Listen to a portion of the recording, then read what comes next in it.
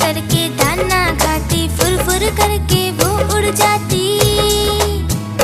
हाँ, चिड़िया रानी बड़ी सयानी, चुगती दाना पीती पानी, ची ची करके दाना खाती, फुर फुर करके वो उड़ जाती। चिड़िया रानी, ओ चिड़िया रानी, चिड़िया रानी, ओ चिड़िया रानी।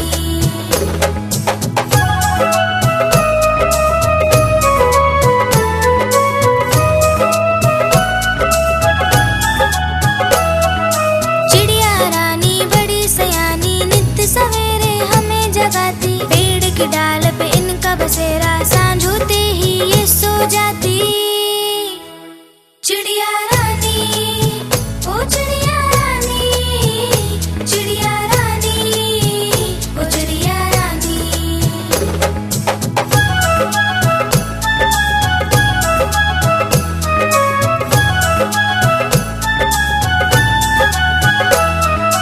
चिड़िया रानी बड़ी सयानी, दूर दूर तक उड़ कर जाती, तिनका तिनका चुन चुन कर मेहनत कर कर घर है बनाती।